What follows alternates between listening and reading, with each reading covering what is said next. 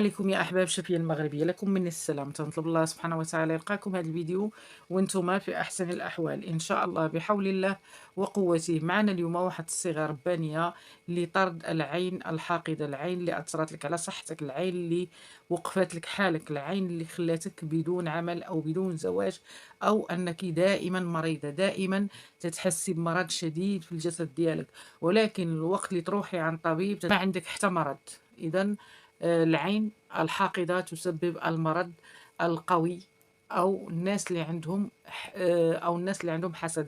الحسد تأثر على الجسد، تعطيك اختناق في الصدر ديالك، تعطيك اكتئاب، دائما انت مقلقة، دائما ما بين العصر والمغرب تتكوني أنك باغا تبكي، وباغا أنك دائما تخرجي من البيت، دائما ما عندكش راحة في البيت. إذا الحسد الشديد هو يؤثر على الجسد بقوة، بخصوصا الناس اللي تيكونوا مسحورين، تتزيد عليهم العين، تتزيد عليهم الحسد، تيوليو عندهم عقد.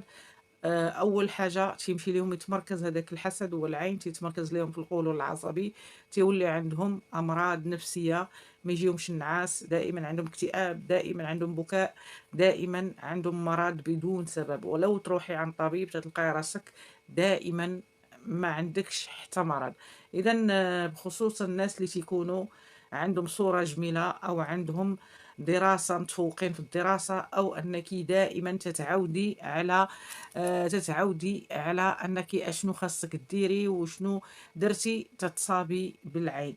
الناس اللي ما تيستروش امورهم، الناس اللي تيكونوا دائما عندهم ما تيستروش امور ديالهم، دائما تيبوح بالسر ديالو. اذا لا بغيتي تكوني كتومه فيها خير وبركه، لان النبي عليه الصلاه والسلام وصى على الكتمان في الامور. الا بغيتيها تكمل، بغيتي توصلي، بغيتي انك تحققي المعجزات، لابد يكون عندك الكتمان باش انها تكمل معاك هذيك الحاجه او المراد.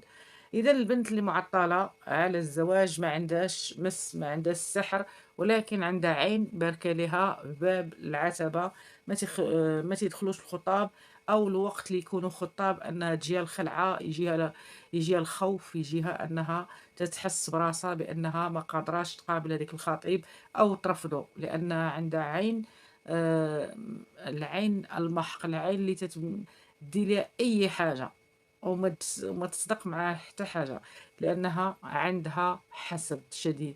اذا عندنا جوج مكونات هما موجودين عند العطار ورخاص الثمن. اذا حاولوا انكم، والفحم الدائري غادي ان شاء الله، الا كان ولدك بعيد عليك غادي تحتاجي الصوره ديالو.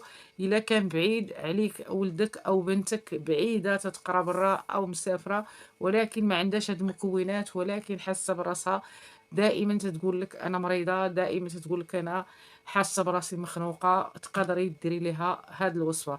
هاد الوصفه من المجربات اللي وصفات من الطقوس الشعبيه والطقوس المغربيه، لان باش يحيدوا العين، البنت اللي كانت مغبونه او تتبكي بزاف ولا يكون عندها غير عام، تيديروا لها هاد الوصفه. اذا الوصفه اما ديريها بالحرمن ولا لبان الذكر والشبه، او انك تكوني على وضوء وتقراي على الماء وتشربي وتغتسلي به، ولكن الماء يمشي في تهزي داك الماء وتلوحيه في مكان نبات او عشب، على نية ان الماء مقري عليه واغتسلتي به، خاصك تلوحيه في مكان عاشب. اذا صلوا على سيد الخلق وخلونا في التعليقات، لان هذه الوصفه تسهل منكم لي لايك ودعمونا في هذه القناه، الله يخليكم. وحاولوا الناس اللي تيبغوا شفيه المغربيه يدعموها بلي لايك وحطوا لنا تعليقات ايجابيه باش نواصلوا معكم الى قسم الله. اذا اليوم معنا الشبه ولبان الذكر. لبان الذكر اللي معروف يسخر الامور، البنت اللي عندها عراقيل في حياتها وعندها مشاكل في التسخير، ما عندهاش تسخير وسببها العين او الحسد. الناس اللي ما تتكمل معاهم حتى حاجه، او وصفه بغات غير ديرها ما تكملش معاها، او تمشي عند عطار تلقى العشوب ما كاينينش، اذا هذاك ما كاينش تسخير ودائما عندك وقف الحال في الامور. اذا غادي ناخذ الفحم نشعلو على نيه انني غادي نتبخر. اذا انا ها هو الشبه نيت حطاها في الفحم، وغادي ناخذ لبان الذكر. غادي ناخذ 7 القطعات ديال لبان الذكر مع قطعه شبه، تكون صغيره او تكون كبيره، وغادي ندوزها على الجسد ديالي. غادي نقرا واحد الصوره من اقوى الصور، لانها غادي تطرد لك العين المتمركزه في الجسد، وعندك مشاكل ديال العقد، مسدودين كاع البيبان، مفتوحين حتى باب.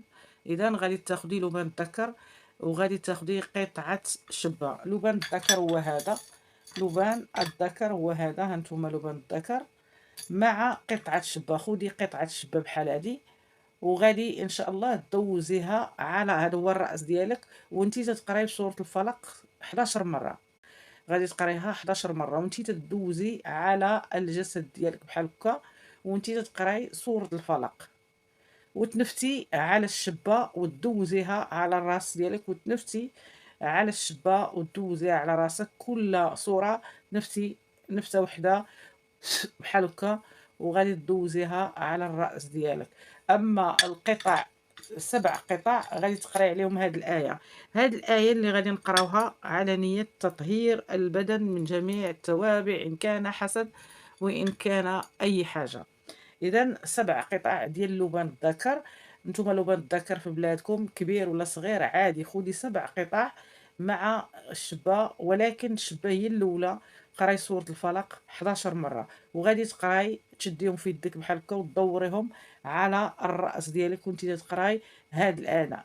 تقراي هاد الايه، تقراي هاد الآية: أعوذ بالله من الشيطان الرجيم، إن يكاد الذين كفروا ليزلقونك بأبصارهم لما سمعوا الذكر ويقولون إنه لمجنون ما هو إلا ذكر للعالمين. إن يكاد الذين كفروا ليزلقونك بأبصارهم لما سمعوا الذكر ويقولون إنه لمجنون وما هو إلا ذكر للعالمين. إن يكاد الذين كفروا ليزلقونك بأبصارهم لما سمعوا الذكر ويقولون إنه لمجنون وما هو إلا ذكر للعالمين. يكاد الذين كفروا ليزلقونك بأبصارهم لما سمعوا الذكر ويقولون إنه لمجنون وما هو إلا ذكر للعالمين.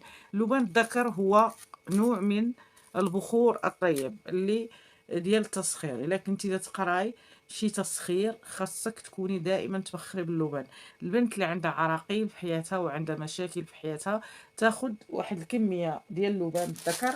هانتوما لبان الذكر تاخذوه واحد الكميه، تمشيو عند العطار وتاخذوا الجهد اللي عندكم ديال الفلوس، العدد اللي بغيتو، وغادي ان شاء الله على النيه ديالكم تقراو عليه ايه التسخير، سوره الشرح، سوره الفتح، ان شاء الله بحول الله تقراو سوره الواقعه على نيه بالرزق في الزواج، لان الزواج رزق. وغادي بحول الله وقوته غادي تحاولي انك تبقاي تبخري ب7 حبات كل يوم مدة 21 يوم على نية التطهير، وربي سبحانه وتعالى غادي يسخر الامور. المراه اللي عندها مشكل تبخر ولدها ولا بنتها بحال هكا، الا كان بعيد عليها ودارت الشبه غادي تبخر ولدها او بنتها على نية انه بعيد، ولو يكون بعيد خاصك تبخري ليه الصوره ديالو. اذا الشبه اللي غادي ديريها في المجمر ما غطفيها ما والو، غادي تبقى حتى تولي طالعه البخور ديال الشبه طالعه. تبخري ليه هكا صورته. او البنت اللي باغا تبخر على الشبه غادي ان شاء الله تدوزها على الجسد ديالها، وتدوز 7 قطع على الراس ديالها، وغادي ان شاء الله تخليهم تحت الراس ديالها، تحت الراس ديالها ليله كامله، والصباح تبخر بها اما مع الظهر واما مع العصر واما مع المغرب، ولكن ديرهم في الفحم الوقت اللي تبغي تطفي هذيك العين. غادي تاخدي واحد الوعاء فيه ماء بارد من الثلاجه، غادي تهزي هذيك الشبه بالفحم ديالها وتطفيها تحت منك. غتهزي هذاك الفحم مع الشبه اللي طلعات. نتوما شعلوا الفحم مزيان وخليوها حتى تولي تعطيكم صورة عين بحال هكا، تولي بحال العين. تهزوا بجوج معالق مع الماء اللي تحت منكم، وغادي اي واحد يهزها ويطفيها تحت منك، يقول اللهم ابطل عنها العين الحاقدة، او العين المرض، او عين، اللهم ابطل عنها جميع العيون الحاقدة. وغادي ان شاء الله هذاك الماء اللي طفيتي فيه هذاك الفحم، او مع الشباط فيها تحت منك، ولكن الماء يكون بارد، الماء يكون بارد من الثلاجة. اذا يمكن فهمتوني. اما ولدك او بنتك الا بخرتي لهم هكا الصوره، غتكوني دايره الماء لتحت وغادي تطفي تحت منهم، وغادي هذاك الماء تلوحيه في مكان عاشب بالفحم ديالو بالشبه بكل شيء. اذا ربما نكون وصلت لكم فكره. تنتمنى انكم تكونوا بخير وعلى خير، والى وصفه اخرى، والسلام عليكم ورحمه الله وبركاته.